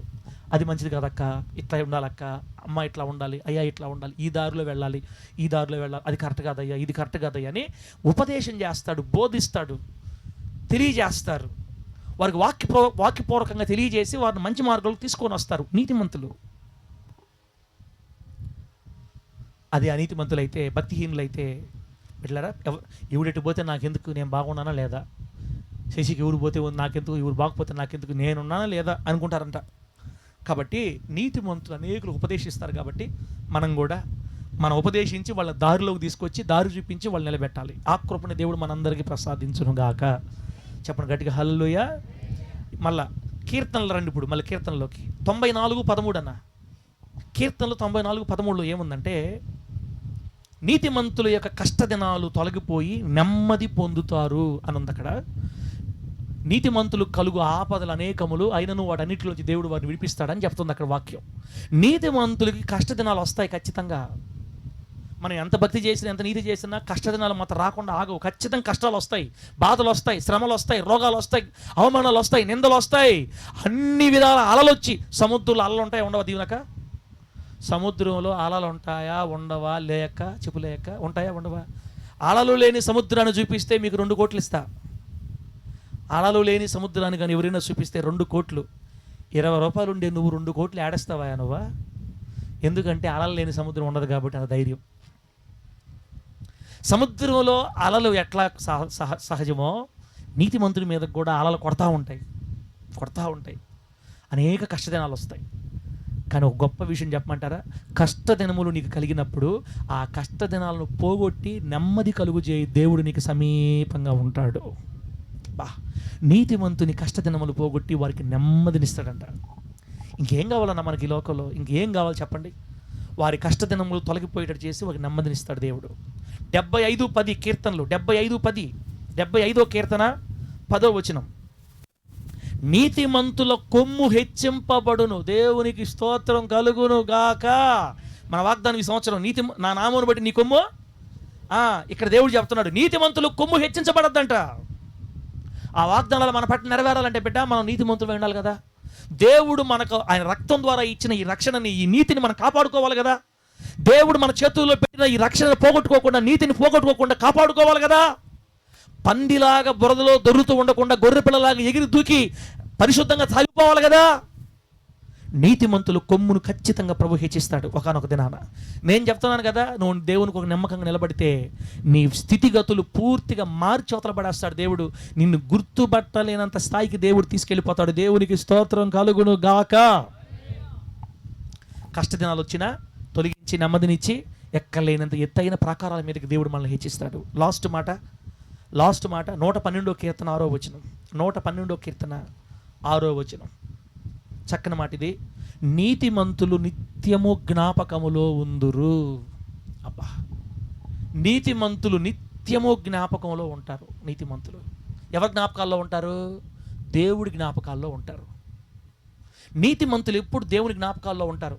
నీతిమంతులు నిత్యము జ్ఞాపకంలో ఉందురు అంటే దేవుడు నీతిమంతులు అన్నటికీ మర్చిపోడు దీవెనక. అది ఆశీర్వాదం. 1, 2, 15 ఆశీర్వాదాలు చదివే మీకు నేను. ఇంకా 50, 70 ఆశీర్వాదాలు ఉన్నాయి నీతిమంతులకి. అవన్నీ రాస్తే ఇంకా వాక్యం ఇదే ఒక వాక్యం అయిపోద్దని అన్నిట్లో కొంచెం మెయిన్ పక్కకు తీసుకొని ఒక 15 ఆశీర్వాదాలు తీసుకొని వచ్చాం మీకోసం. నీతిమంతునికి కలుగు మేలులు, నీతిమంతులకు కలిగే ఆపదలు ఎట్లా అనేకమో నీతిమంతులు కలిగే మేలులు కూడా అట్లాగే అనేకం ఉంటాయి. ఇన్ని ఆశీర్వాదాలు దేవుడు నీతిమంతుల కోసం ఎత్తిపెట్టున్నాడు. ఇప్పుడు చెప్పండి, మనమందరం నీతిమంతులమా కాదా? నీతిమంతులమా కాదా? ఇంకా మీకు ధైర్యం రాలా? ఇంకా మీకు అర్థమయ్యేటట్లే? ఇక్కడున్న మనం అందరం నీతిమంతులమే. ఆమేనండి. క్రియల మూలంగా కాదు, నీ ప్రార్థన, నీ భక్తి, నీ కాదు. యేసు రక్తం, యేసు నామం, ఆయన ఆత్మ, ఆయన కృప, ఆయన మన మీద చూపిన కనికరం, ఆయన కార్చిన రక్తాన్ని బట్టి మనం నీతిమంతులు అయ్యాం. ఆయనే మనల్ని నీతిమంతులుగా మార్చాడు. దేవునికి స్తోత్రం కలుగును గాక. అయితే మనం చేయాల్సిన పని ఏంటంటే దేవుడు మనకిచ్చిన ఈ నీతిని పోగొట్టుకోకుండా జాగ్రత్త పడాలి. దేవుడు మనకు అనుగ్రహించిన ఈ రక్షణని, ఈ నీతిని మనం కాలదనుకోకుండా చేతులారా పోగొట్టుకోకుండా కాపాడుకుంటూ వెళ్ళాలి. ఎలా కాపాడుకుంటూ వెళ్ళాలి? పంది వలె ప్రవర్తించి బురదలోకి వెళ్ళిపోయి నాకు దేవుడు వద్దు, ఏం వద్దు, నేను ఇట్లాగే ఉండిపోతాను, నాకు లోకం కావాలని ప్రభువుని విసర్జించి దేవుడిచ్చిన అవకాశాలన్నీ పోగొట్టుకొని విచ్చలవిడిగా పాపంలో ఉండిపోతే నీతిమంతుల జాబితాలోంచి ప్రజలు బయటికి వెళ్ళిపోతారు. తర్వాత శాపాలు ఆవరిస్తాయి. లేదా గొర్రెపిల్ల వలె తెలుసో తెలియక జారిన వెంటనే ప్రభు దగ్గరకు వచ్చి క్షమాపణ అడిగి ఒప్పుకొని విడిచిపెట్టి కన్నీళ్లతో మనల్ని మనం కడుక్కొని శుద్ధీకరించబడతా వెళ్ళిపోతూ ఉంటే ఈ నీతిని అలాగే మనతో కన్ను అవుతుంది. నీతిమంతుని పిల్లలు సంతానం దీవించబడద్దని, నీతిమంతు కలిగి అనేక ఆశీర్వాదాలు మనం విన్నాం. కాబట్టి ఈ ఆశీర్వాదాలన్నీ ఇక్కడ కూర్చున్న ప్రతి బిడ్డ ఇంటి మీద నా దేవుడు పోయునుగాక, కొమ్మరించునుగాక, ఈ ఆశీర్వాదాలన్నింటినీ మనం అనుభవించుదుముగాక. అందుకే దావీదు గారు అన్నారు, నా నీతికి ఆధారమగు దేవా, నీవే నా నీతికి ఆధారం. నేను నీతిమంతుడిని అంటే నీ వల్లే, నీ వల్లే, నీ వల్లే. ఎట్లరా మనం నీతిమంతులు అయినందుకు ఎంత సంతోషంగా ఉందో చెప్పండి. ఎంత ఆనందం నీతిమంతులు అయినందుకు. ధైర్యంగా చెప్పచ్చు, నా దేవుని రక్తాన్ని బట్టి నేను నిజంగానే నీతిమంతుడిని. ఇన్ని ఆశీర్వాదాలు మనకు సిద్ధపరచున్నాడు దేవుడు. నమ్మి వాటిల్ని పొందుకొందు గాక. అకౌంట్లో 2 లక్షలు ఉంది, నీకు అకౌంట్లో 2 లక్షలు ఉంది, చేతిలో ఏటీఎం కార్డు ఉంది, పాస్వర్డ్ మర్చిపోయావు. ఆ పాస్వర్డ్ మర్చిపోయావు. ఆ పాస్వర్డ్ మర్చిపోతే ఏం కాదులేనా, మళ్ళీ మేము బ్యాంకుకి పోయి మార్చుకుంటాం. అంతలే, ఒకటే ఆప్షన్ నీకు, నంబర్ ఉంటేనే డబ్బు వస్తుంది అనుకో. ఇప్పుడు నంబర్ మర్చిపోతే అట్ట. అట్లాగే అన్నీ నీ కొరకు దేవుడు సమకూర్చి జరిగిస్తాడు. అన్నీ నీకు రెడీగా ఉన్నాయి. ఎప్పుడు ఏం కావాలో ప్రభు అన్ని సెట్ చేస్తున్నాడు, సిద్ధపరచున్నాడు. విశ్వాసం ద్వారా పొందుకోవటమే, నమ్మడం ద్వారా పొందుకోవటమే. ఆ విశ్వాసాన్ని, నమ్మకాన్ని మరింతగా వృద్ధి చేసుకొని దేవునిలో మనం సాగిపోదుముగాక.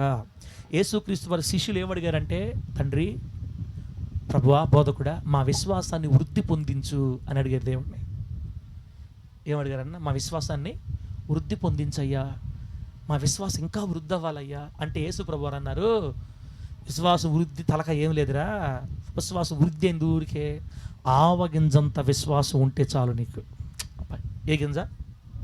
ఏంది అక్క వందబాలు ఆశ్చర్యమాట. ఇది పెద్ద బూడిద గుమ్మడికాయ విశ్వాసం అన్నాడా? ఏమన్నాడు చెప్పు? ఆవగింజంత విశ్వాసం మీలో ఉంటే ఈ కొండ నీళ్ళు సముద్రంలో పడిపోమని పడిపోద్ది. అబ్బా, అంటే మనలో ఆవగింజంత కాదు కదా, ఆవగింజలో 100వ భాగం కూడా. నేను చెప్తాను కదా, అంతా చేస్తారు ప్రార్థన. ఓడు మారలే సార్ అంటాం, మళ్ళీ భర్త కోసం ప్రార్థన చేయమని ప్రార్థన అంతా ఏడసద్ది. ఓడు మారలే సార్ అంటది మళ్ళీ. అంతే, మనం చెప్తా బైబిల్లో జరిగే అద్భుతాలు అన్నింటిని నమ్ముతాం, మనకు చేస్తాడని మనం నమ్మం. ఈ రోజు నుంచి విశ్వాసంలో నువ్వు వృద్ధి పొంది ఆవగింజంత విశ్వాసం ప్రభు దగ్గర నువ్వు సంపాదించుకుందువుగాక. గట్టిగా చెప్పండి హల్లెలూయా. ఇప్పుడు మూలవాక్యం దగ్గరకు వద్దాం. ఇప్పుడు ఇటువంటి నీతిమంతుడిని, ఇంత శ్రేష్టమైన నీతిమంతుడిని, ఇటువంటి ధన్యకరమైన నీతిమంతుల్ని దేవుడు ఖర్జూర వృక్షంతో పోల్చాడు. ఇంత గొప్ప నీతిమంతుడిని దేవుడు ఖర్జూర వృక్షంతో ఎందుకు పోల్చినట్టు అంటే, ఖర్జూర వృక్షంలో కొన్ని మంచి గుణాలు ఉన్నాయన్నమాట.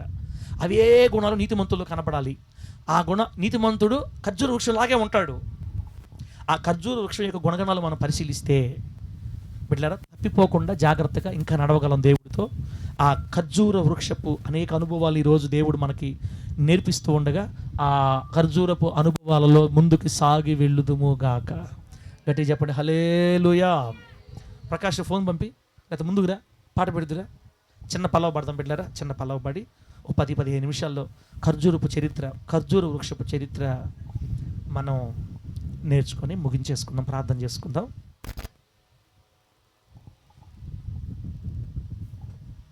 జయం జయం యేసు రక్తములో జయం జయం. పాటలో ఉంటా చూడతాం. లయం లయం సాతాను కట్లన్నీ లయం లయం. పాడండమ్మా. జయం జయం యేసు రక్తములో జయం జయం. లయం లయం సాతాను కట్లన్నీ లయం లయం. యేసు నామమే మనకు దుర్గం.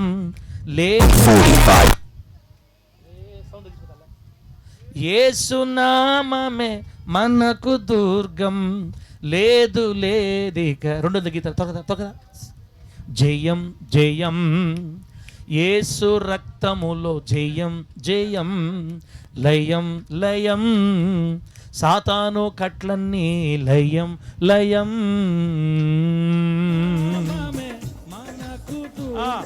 పెట్టి సౌండ్ బాగా. శ్రేయం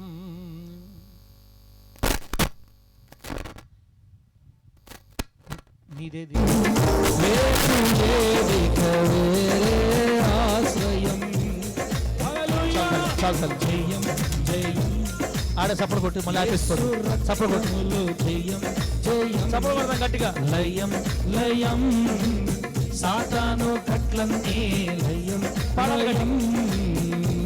అయిపోయింది పల్లవి. కరణం పాడదాం. హల్లెలూయా గ్లోరీ. హల్లెలూయా.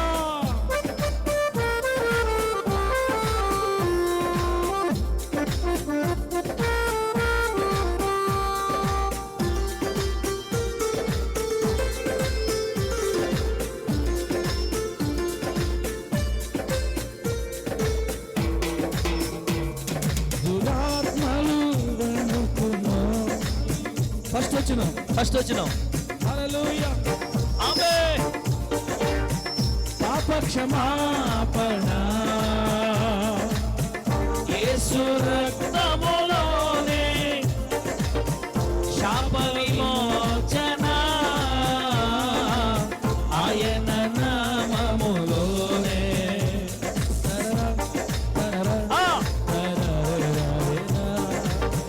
పాప క్షమాపణ యేసు రక్తములోనే, శాప విమోచన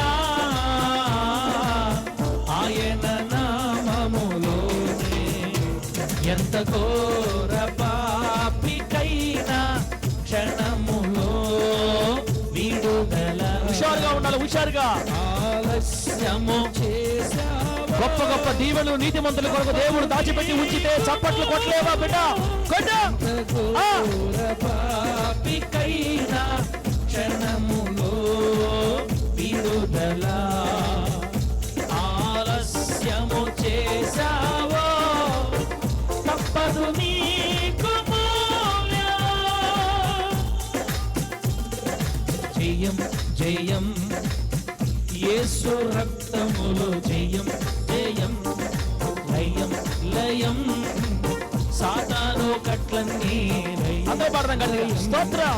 జయం జయం యేసు రక్తములో జయం జయం లయం లయం సాతాను కట్లన్నీ లయం లయం. హల్లెలూయా. దేవుని నామానికి మహిమ కలుగును గాక. ఒరే నాయన ఆపరా పాస్టర్ గారు, ఓ తండ్రి ఆపయ్యా అనుకుంటున్నారని నాకు దేవుడు చెప్తున్నాడు.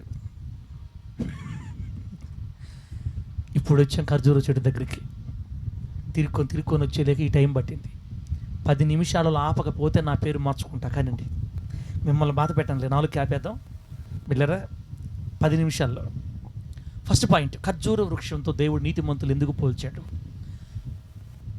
నీతిమంతులు ఖర్జూర వృక్షము వలె మువ్వు వేయుదురు అన్న మాట బైబిల్లో దేవుడు ఎందుకు రాయించాడో ఈ విషయాలన్నీ మీరు వింటే ఆశ్చర్యపోతారు బిడ్డ. నంబర్ 1 ఫస్ట్ పాయింట్, ఖర్జూర వృక్షము చరిత్ర అని రాసుకొని ఫస్ట్ పాయింట్, ఖర్జూర వృక్షాన్ని కల్పవృక్షము అంటారు. ఖర్జూర వృక్షాన్ని కల్పవృక్షము అంటే అర్థం ఏంటంటే ఆ చెట్టులో వేరు మొదలుకొని తల పై భాగం వరకు మొవ్వు వరకు ఏది కూడా పనికి రానిదంటూ ఉండదన్నమాట. ఆ చెట్లు ప్రతి వస్తువు ఏదో పనికి ఉపయోగపడద్ది. కొన్ని చెట్లు అన్నిటికీ ఉపయోగపడవు, కొన్నిటికే ఉపయోగపడతాయి. చెట్లలో కొన్ని భాగాలే పనిచేస్తాయి, కొన్ని భాగాలు పనిచేయవు, వేస్ట్ ఉంటుంది. కానీ ఈ ఖర్జూరపు చెట్లో మాత్రం కింద వేరు నుంచి మొదలుకొని పై భాగం వరకు కూడా ఒక్క భాగం కూడా పనికి రానిదంటూ లేకుండా ఉంది. కాబట్టి దీన్ని కల్పవృక్షం అంటారు. కల్పతరువు కొన్ని మాటలు ఉంటాం మనం. ఈ ఆవుని ఏదో పేరు ఎట్లా పిలుస్తారు, కల్ప అని వచ్చిందంటే అర్థమైందంటే కల్పతరువు కానీ కల్పవృక్షం కానీ ఇలా వచ్చిందంటే దాంట్లో అన్ని ఉపయోగమే కానీ ఏది ఉపయోగం లేకుండా ఉండదని అర్థం అన్నమాట. ఖర్జూర వృక్షం ఎలాగైతే అన్ని భాగాలు పనికొస్తాయో, నీతిమంతుడు కూడా అతనిలో ఏ నిర్జీవ క్రియ ఉండదు, నీతిమంతుడిలో పనికిరానిదంటే ఏది ఉండదు, అన్ని పనికొచ్చాయి, అన్ని దీవెనకరమైనవి, అన్ని ఆశీర్వాదకరమైనవి, అన్ని గుణాలు అతని క్యారెక్టర్ అంతా ప్రజలకు దీవెనకరంగానే ఉంటుంది. కాబట్టి దేవుడు ఖర్జూర వృక్షాన్ని నీతిమంతులతో పోల్చాడు. దేవునికి స్తోత్రం కలుగును గాక.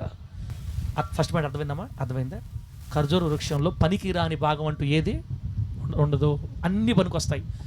ఆ ఆకులు పనికొస్తాయి, పండ్లు ఎలాగో పనికొస్తాయి, దాని అది పైనుంచి కింద దాకుండా దాన్ని ఏమంటారు, ఆ చెట్టు భాగం కూడా పనికొస్తుంది, కింద వేరు కూడా పనికొస్తుంది అంట. వేస్టేజ్ ఏమీ ఉండదు దాంట్లో. అలాగే నీతిమంతుడు కూడా అన్ని విధాలుగా సమాజానికి దీవెనకరం. ఒక నీతిమంతుడు తాటాకులు దిన్నులో ఒక్క నీతిమంతుడు ఉంటే, ఆ నీతిమంతుడిని బట్టి తాటాకులు దీన్ని దీవించబడ దేశనామా ఆమేన్ చెప్పడం గట్టిగా. ప్రార్థన చేసేవాళ్ళు ఇద్దరు కానీ ఈ గ్రామంలో ఉంటే ఈ గ్రామం దీవించబడిపోద్ది అంతే. నీతిమంతుడు అనేకులకు ఆశీర్వాదకరం. రైట్, అది ఫస్ట్ది. రెండో పాయింట్ ఖర్జూర వృక్షం గురించి. ఈ ఖర్జూరపు చెట్లని పంటగా పండిస్తారు సిరియా దేశంలో. ఎక్కువ సిరియా దేశంలో పంటగా పండిస్తారన్నమాట. అన్ని దేశాల కన్నా కూడా సిరియా దేశంలో ఖర్జూరపు వృక్షం పంటని ఎక్కువ పండిస్తారు. వారు ఏమని నమ్ముతారంటే, వారు ఏం చెప్తారంటే, ఈ ఖర్జూరపు చెట్టులో 365 ఉపయోగాలు ఉన్నాయి అని. ఆ ఖర్జూరపు చెట్టు వల్ల ఎన్ని ఉపయోగాలు అంటే రాయలేక, ఎన్ని ఉపయోగాలు? 365 అంటే సంవత్సరానికి 365 రోజులు, సంవత్సరానికి సరిపడా ఉపయోగాలు.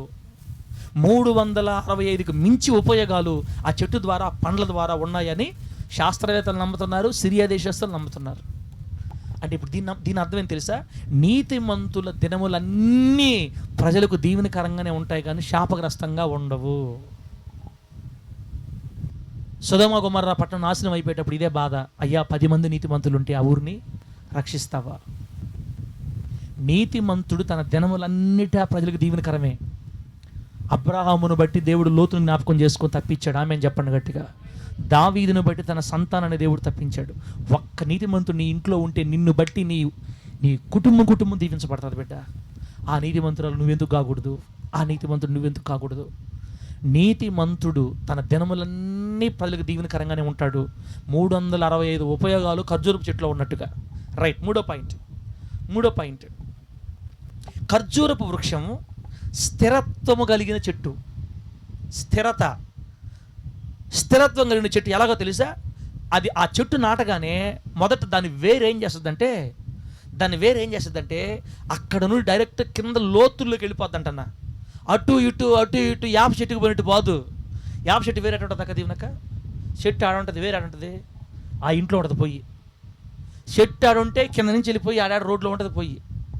పనికి మాలిందానా, నేను వేసింది ఆడ, నువ్వు ఆడే ఉండాలి. ఇటు ఎందుకు వచ్చావంటే అంతే. ఏడే ఉంటారు మనుషులు. ఆ ఇంట్లో సంగతులు, ఈ ఇంట్లో సంగతులు అన్నీ ఏడాకి వచ్చేస్తాయి. మర్రి చెట్టు అయితే మరీ దారుణం. మర్రి చెట్టు లాంటి మనుషులు ఉంటారు, ఊరు మొత్తం తగలబెట్టేస్తారంటారే. ఈ టైప్ వాళ్ళందరూ ఏమంటారు తమ్ముడా దేవుడు? ఏ చెట్లు అంటారు వెళ్ళి? మర్రి చెట్లు. మొత్తం కావాలి నాకు, ఈ లోకం నాది, ఈ లోకమే నాకు, ఉన్నది ఒక్కటే జిందగీ, ఎంజాయ్ చేయాలి ఫుల్గా లోకం, ఆశలు, డబ్బు, ధనాపేక్ష. వీళ్ళందరూ మర్రి చెట్లు. అదే ఖర్జూరం చెట్టు దగ్గర పోయామనుకో, దాని వేరు ఎప్పుడు పక్కకు పోదు, లోపలికి వెళ్తుంది అంటన్నా. ఎందుకు లోపలికి వెళ్ళొద్దంటే అలా లోతుకి వెళ్ళిపోయి ఎక్కడైతే నీటి ఊట ఉందో అక్కడ ఆగద్దంట వేరు. దేవుని స్తోత్రం కలుగును గాక. ఖర్జూరపు చెట్టు యొక్క వేరు లోతుల్లో అడుగుల దూరం వెళ్ళిపోయి కిందకి ఎక్కడైతే దానికి నీరు దొరికిందో అక్కడ ఆగద్దంట. అక్కడ నుంచి నీరు తీసుకొని భూమి మీద చెట్టు పండుతా ఉంటుంది. ఆమేన్ చెప్పండి. అందుకే ఖర్జూరపు చెట్టుకి నీళ్లు పోయాల్సిన అవసరము లేదు. దాని వేర్లు నేరుగా భూమి లోపలికి దిగిపోతాయి. నీళ్లు ఎక్కడుందో అక్కడి వరకు వెళ్ళిపోతాయంట లోపలికి. అది ఎంత దూరమైనా కానీ, ఎన్ని అడుగులైనా కానీ ఆ లోపలికి వెళ్ళి నీటిని గ్రహించి ఆ నీటి ద్వారా తన జీవితాన్ని జీవిస్తుంది, బ్రతుకుతుంది, పంచని పంటగా పండుతుంది. అంతేగాని బయట గాలుల మీద, బయట కాలువల మీద, బయట పరిస్థితుల మీద అసలు ఆధారపడదంట ఈ ఖర్జూరపు చెట్టు. బయట ఎంత ఎండైనా ఉండని, ఎన్ని ఇసుక తుఫాన్లైనా రాని, అది దానికి ఆధారం మాత్రం కింద వేరుకు అందుతున్న నీళ్ళే దానికి ఆధారం. దేవునికి స్తోత్రం కలుగును గాక. ఈ అంశాన్ని నీతిమంతులకు ఎలా పోల్చాలో తెలుసా? నీతిమంతులు కూడా కదలకుండా స్థిరమైన రాయిలాగా స్థిరత్వం కలిగి, బిడ్డలారా, లోపలికి వెళ్ళిపోయి నీటి దగ్గర ఎట్లా ఆగుతుందో నీతిమంతులు కూడా దేవునితో అంటుకట్టబడి నీరు అన్న వాక్యం దగ్గర వారి జీవితాలు అంటుకట్టబడి వాక్యముతోనే తమ్మును తాము పోషించుకుంటారు, వృద్ధి చెందుతారు, పెరుగుతారు. కానీ ఇక లోకంలో ఉన్నది ఏది కూడా ఆశించరు అన్నమాట. లోక అపేక్షల మీద, లోక కోరికల మీద వీళ్ళ మైండ్ ఉండదు. వీళ్ళ మనసంతా వాక్యం మీద, నీళ్ల మీదే ఉంటుంది. ఏందన్న ఖర్జూర వృక్షానికి నీతిమంతులకి ఎంత మంచి పోలికలు అసలు. అందుకే దేవుడు ఖర్జూర వృక్షాన్ని నీతిమంతులతో పోల్చింది. ఆయా పాస్టరా 10 నిమిషాలు ఆపకపోతే పేరు మార్చుకుంటాడు అన్నావు, నీ ఇష్టం. ఇప్పుడు 7 నిమిషాలు అయిపోయింది 2 నిమిషాలు. నీతిమంతులు స్థిరముగా ఉండి తమ వేరు వాక్యం దగ్గర తీసుకెళ్ళిపోతారు. ఆ వాక్యం అనే నీటి ద్వారానే తమ జీవితాన్ని కట్టుకుంటారు. మనుషుల మీద, పరిస్థితుల మీద, ఎండల మీద, ఇసుక తుఫాన్ల మీద ఏం భయపడరు. అంతే. ఈ చెట్టు స్థిరంగా లోతులకు వెళ్ళిపోయి ప్రభుతో బతుకుతుంది. దేవుని నామానికి మహిమ కలుగును గాక. గట్టి చెప్పండి హల్లెలూయా. ఎన్ని అన్నా? మొత్తం 3 అయినాయి. మొదటిది ఏం చెప్పండి? మొదటిది ఖర్జూర వృక్షం, కల్ప వృక్షం. దానిలో ఉపయోగం లేనిది, పనికిరానిదంటూ ఏముండదు. రెండోది, ఈ ఖర్జూర వృక్షంలో 365 ఉపయోగాలు ఉన్నాయి. మూడోది, దాని స్థిరమైన చెట్టు లోపలికి వెళ్ళి నీళ్ళు దగ్గర ఆగి నీళ్ళ నుంచి తీసుకొని బతుకుతుంది అనమాట. 4వ సంగతి, ఈ ఖర్జూర వృక్షం భూమి మీద కొద్ది స్థలాన్ని ఆక్రమిస్తుంది. కొద్ది స్థలం. మర్రి చెట్టు ఇప్పుడు మర్రి చెట్టు వేసామను కూడా చిన్న స్థలం ఆక్రమిస్తుంది, ఊరంతా ఆక్రమిస్తుంది. దాని వాటిలో ఏమంటారు, వేర్లు కానీ చూస్తే ఈ మనిషి ఎప్పుడు మనిషి ఎన్ని సంవత్సరాల మనిషి అనిపిస్తుంది. బండలుగా కొండలుగా ఉంటాయి. ఏందో ఈ లోకమే శాశ్వతం అన్నట్టుగా మర్రి ఓడలు కూడా దిగిపోతాయి కిందకి. నాకు ఈ భూలోకం తప్ప ఏరే లోకమే వద్దని దాన్ని చూసి అనిపిస్తుంది. పాపం ఎందుకో దేవుడు దాన్ని అటు కలుగు చేశాడు. దాన్ని నాకు ఈ లోకం తప్ప వేరే లోకమే లేదన్నట్టు ఉంటుంది మర్రి చెట్టు చూస్తే. ఖర్జూరపు చెట్టు దగ్గరకు వస్తే కొద్ది స్థలమే అది వేసిన. చూడండి, తాడి చెట్టు కానీ, తాడి చెట్టు కంటే కొద్ది స్థలం తమ్ముడా ఖర్జూర వృక్షం. నేను కువైట్కి పోయినప్పుడు చూశాను కదా, చాలా చిన్న స్థలం అనమాట. ఇదిగో ఈ బాక్స్ ఎంత ఉందో, ఈ బాక్స్ ఉండే కింద స్థలంలో సరిపోద్ది అనమాట. ఇంకంతే, ఇంకంతకంటే ఎక్కువ ఆక్రమించదు. అది కొద్ది స్థలాన్ని ఆక్రమించి నిటారుగా పెరగద్ది. దేవునికి స్తోత్రం కలుగును గాక. నిటారుగా చక్కగా వెళ్ళిపోద్ది పైకి. వంకర మూతి, వంకర కళ్ళు, వంకర బుద్ధి దానికి. ఈ మర్రి చెట్టు కదా ఊపుకొని కలుపుకొని ఊరంతా నాదే అని పెనేసుకోబడుతుంది. అది అట్లా ఇవన్నీ సైత్. నాకు దేవా నువ్వు కావాలి తండ్రి, నాకు ఇదంతా అవసరం లేదని ఏమి మెడలు ఎరవటం. అందుకే దేవుడు నీతిమంతుడు మర్రి చెట్టును పోలు అనలా. ఏ చెట్టు? నీతిమంతుడు ఖర్జూర వృక్షము వలె. ఖర్జూర వృక్షం కొద్ది స్థలం ఆక్రమించి నిటారుగా తిన్నగా వెళ్ళిపోదు పైకి. అంతే, తిన్నగా స్ట్రైట్గా 70 అడుగుల నుంచి 100 అడుగులు ఎత్తుదా పెరగతాయంటన్నా.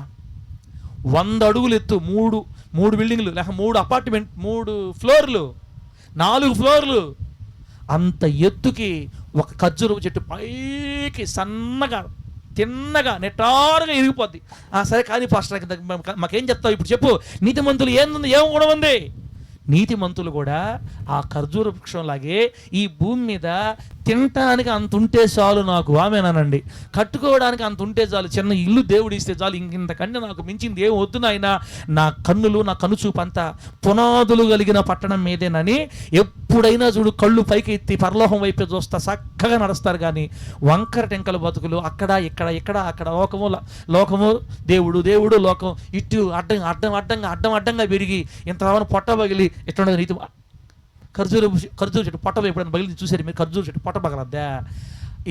ఈ మర్రి చెట్లు, ఈ యాప చెట్లు చూడండి, పొట్ట పగిలి ఇంత లోవ వస్తుంది, మళ్ళీ మైందు పొడుచుకొని వస్తుంది బయటికి.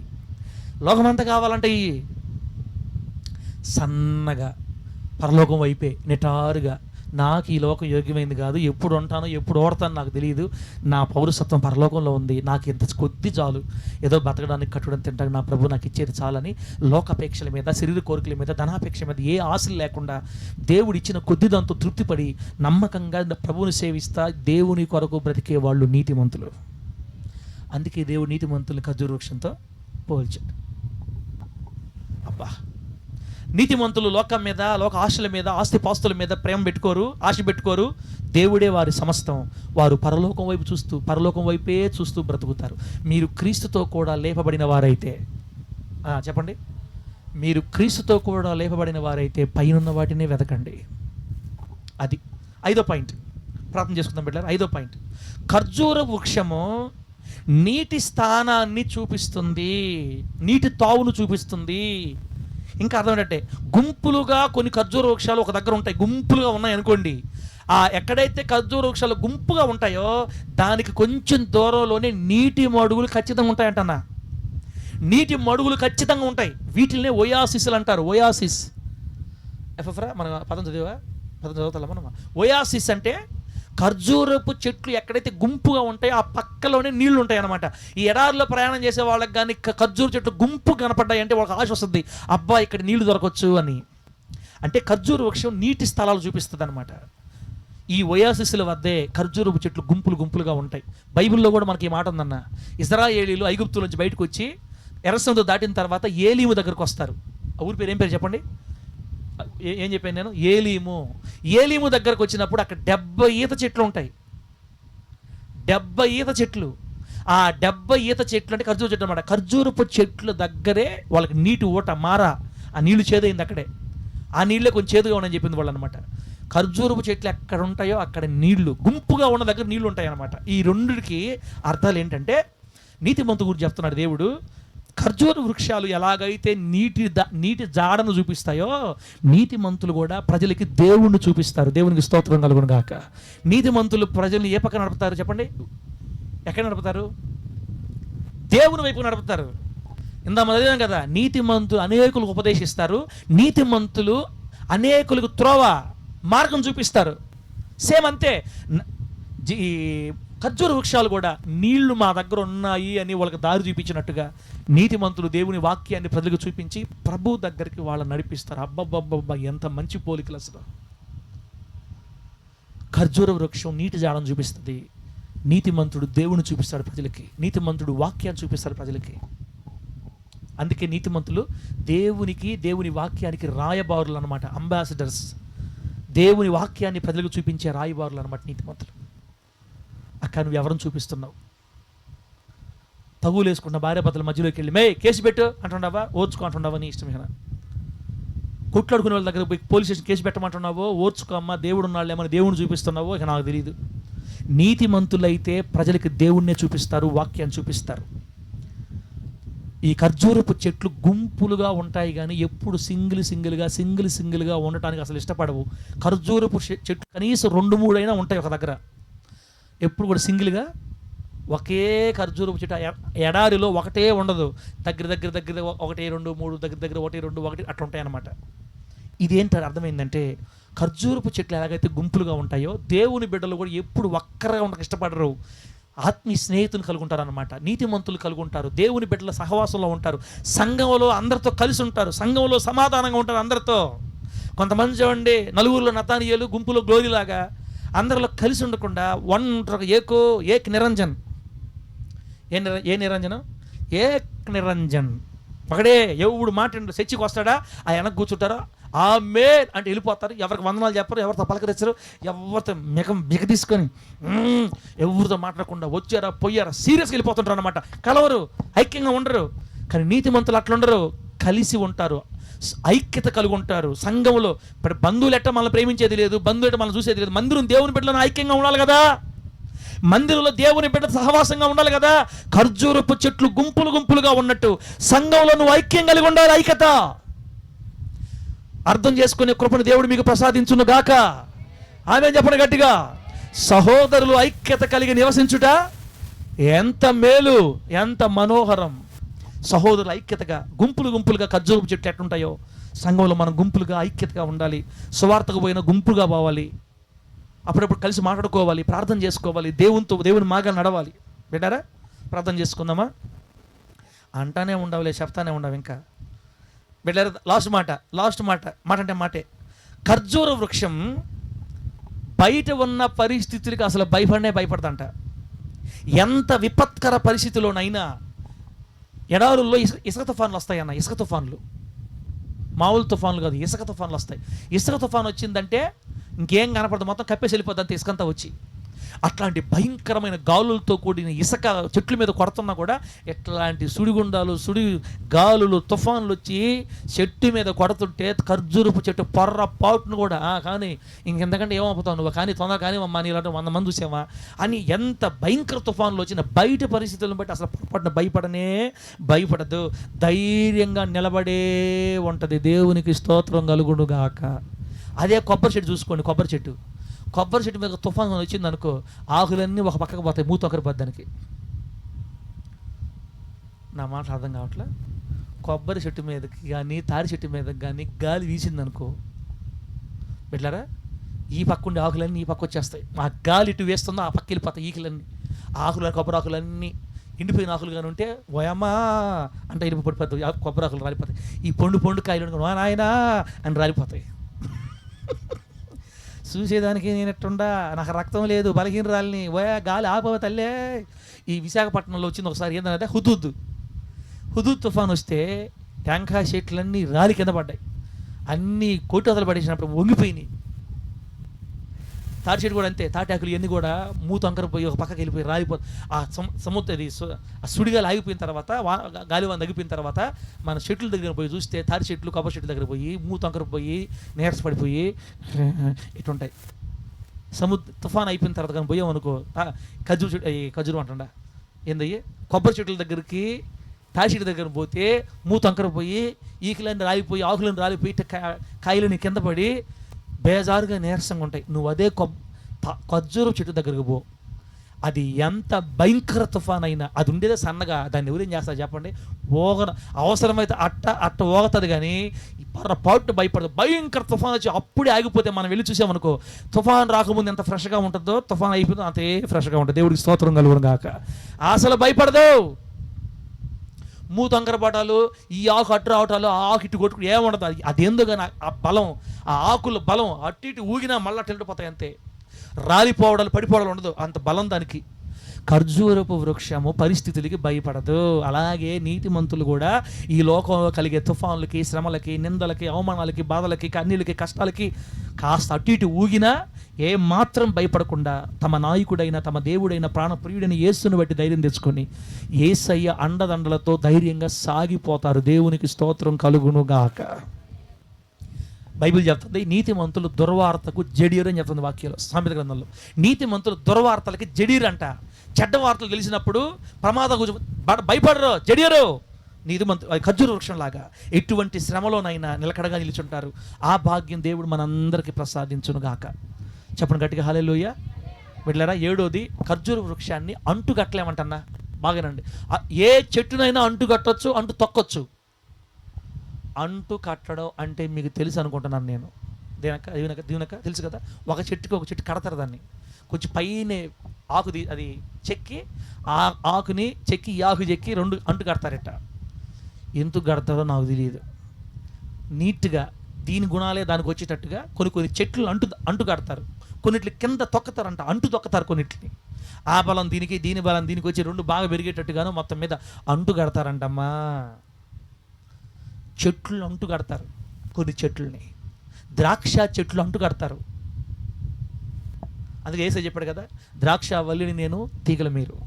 అంటు కట్టబడాలి నాతో. మీరు నాతో అంటు కట్టబడితే మెయిన్ దాంట్లో ఉన్న కాండంలో ఉన్న బలం నీకు వచ్చి నువ్వు పుష్కలంగా ఉంటావు. ఈ చెట్టులో ఉన్న బలం ఆ చెట్టులోకి వచ్చి 2 కట్టబడినప్పుడు బలం ట్రాన్స్ఫర్ అవుతుంది ఇటు. కానీ ఏ చెట్లైనా అంటు కట్టచ్చు, కానీ ఖర్జూరపు చెట్టుని అంటుగట్టలేము, అంటు తొక్కలేము. అంటే దీని అర్థం ఏంటంటే నీతిమంతులు ఇంకెవ్వరితో కలిసి బ్రతకడానికి ఇష్టపడరు. లోకస్తులతో, లోకంలో తిరిగే ఏమంటే ఈ భూ సంబంధమైన వాళ్ళతో పొర్రపాటున కలిసి ఉండలేరు అంతే.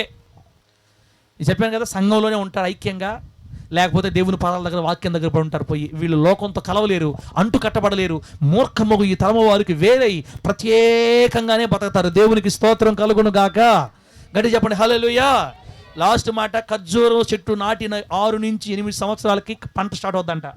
ఖర్జూరపు చెట్టు నాటిన 8 సంవత్సరాలకి, 6 నుంచి 8 సంవత్సరాల లోపు పంట స్టార్ట్ అవుద్ది. ఒక్కసారి కానీ పంట స్టార్ట్ అయిందంటే ఆ చెట్టు పండుతానే ఉంటుంది. కన్నా మధ్యలో తెగులు వచ్చింది, ఈ సంవత్సరం కాయ లేదు, ఇవన్నీ ఉండవు ఆ చెట్టుకి. అసలు ముందే దానికి నీళ్ళు ఎక్కడి నుంచి వస్తాయి చెప్పండి? సపోర్ట్ ఎక్కడి నుంచి? సపోర్ట్ ఎక్కడి నుంచి? కొన్ని వందల అడుగుల లోతులో ఉన్న నీళ్లు దానికి సపోర్ట్. కొన్ని వందల అడుగుల్లో ఉన్న సపోర్ట్ అండి. ముందుగానే ఎవరి మీద ఆధారపడదు బిడ్డ. ఒక్కసారి పండటం స్టార్ట్ అయిందంటే గుత్తులుగా కాస్తానే ఉంటుంది. ఆ పండ్లు ఎంత బాగుంటాయో తెలుసా? కువైట్కి పోయినప్పుడు ఇంత పెద్ద బాక్స్ ఇచ్చారు నాకు వచ్చేటప్పుడు. దాంట్లో మళ్ళీ గ్రేడ్లు అన్నమాట. విత్తనాలు ఉండేది, విత్తనాలు లేనిది. మధురమైన ఫలాలండి. లాస్ట్ మాట ప్రభు చెప్తారు, నీతిమంతులు కూడా ప్రభు కోసం ఫలించడం ప్రారంభిస్తారు. వారు చనిపోయే వరకు ఫలాలు ఇస్తానే ఉంటారు. ఫలాలు లేని క్రైస్తవులుగా ఉండరు, కానీ వాళ్ళు నీతియుక్తమైన ఫలాలు, మంచి ఫలాలు, ఆత్మ ఫలాలు ఫలించే బిడ్డలుగా ప్రేమ వాళ్ళలోంచి పండుతుంది, సంతోషం పండుతుంది, సమాధానం పండుతుంది, దీర్ఘశాంతం, దయాళత్వం, మంచితనం, సాత్వికం, ఆశా నిగ్రహం, అనేక ఆత్మ ఫలాలు కాస్తూ ఉంటారు. వీళ్ళను బట్టి అనేక మంది మధురంగా, వీళ్ళ జీవితాలు వాళ్ళకి మధురంగా మారతాయి. నీతిమంతులు అనేకులను ప్రభావితం చేసి అనేకులకు మాదిరిగా మధురంగా మారి దేవుని కోసం ప్రజలను పట్టుకుంటారు. ఖర్జూరపు వృక్షం ఫలాలు కాయడం ప్రారంభించిన తర్వాత చిరకాలం ఎలా కాస్తుందో నీతిమంతులు సైతం ప్రభు కొరకు అలా మధురంగా ఫలాలు కాస్తారు. ప్రభు దగ్గర ప్రజలు తీసుకొని వస్తారు. అందుకే దేవుడు బైబిల్ గ్రంథంలో నీతిమంతుల్ని ఖర్జూరపు వృక్షంతో పోల్చాడు. దేవునికి స్తోత్రం కలుగును గాక. గట్టి చెప్పండి హల్లెలూయా. అర్థమైంది అనుకుంటున్నాను నేను. బిడ్డ ఇవన్నీ మనసులో పెట్టుకొని చదువుకున్న వాళ్ళు నోట్సులు రాసుకుంటే మళ్ళీ ధ్యానం చేస్తా. అందుకే దేవుడు ఈ చెట్టుని నీతిమంతులతో పోల్చింది. ఎంత మంచిదో, ఎంత శ్రేష్టమైందో ఎన్ని విషయాలు పెట్టారా దేవుడు మనకు తెలియజేశాడు. ఎన్ని మనసులో పెట్టుకొని ప్రభు కోసం నమ్మకంగా సాగిపోదాం. మనం కూడా ఖర్జూరపు చెట్ల వలె ఫలించుదుముగాక, ఖర్జూరపు చెట్ల వలె దేవునికి నిలబడుదుముగాక, ఖర్జూరపు చెట్ల వలె బయట పరిస్థితులు భయపడకుండా ఉందుముగాక, ఖర్జూరపు చెట్ల వలె లోతుల్లోకి వెళ్ళి వాక్యాన్ని సంపాదించుకుందుముగాక. కళ్ళు మూసుకొని ప్రార్థన చేసుకుందాం.